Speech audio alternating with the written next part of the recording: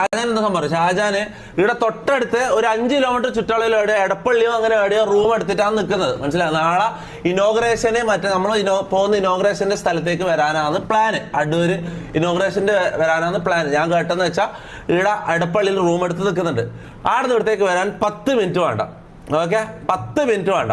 ഞാൻ പറയുന്നത് ആളില്ലാത്ത നേരത്ത് ഇവിടെ വന്നിട്ട് നീലക്കുയിലിനെയും കൊണ്ടുവന്നിട്ട് പാവാടൻ്റെ ഉള്ളിൽ സൂം ചെയ്യുന്ന ടീമിനെയും കൊണ്ടുവന്നിട്ട് ഇവിടുന്ന് വീഡിയോ എടുത്തിട്ട് പോയ ടീമാണ്. ഓക്കെ, ഞാൻ അവനോട് പറഞ്ഞില്ല. ഞാൻ ലാസ്റ്റ് എന്താ ഷാജാനോട് പറഞ്ഞായിരുന്നു, ലൈവിൽ സംസാരിക്കാം, ലൈവിൽ കാണാം. ഞാൻ എൻ്റെ ഇവിടെ വരുന്ന ഒരു ഇഷ്യൂവും ഞാൻ പുറത്ത് വെറുതെ നീലക്കുയിലിന് ആടി കഴിയുമ്പോൾ ഒരു കണ്ടന്റ് കൊടുക്കേണ്ട കാര്യം എനിക്കില്ല.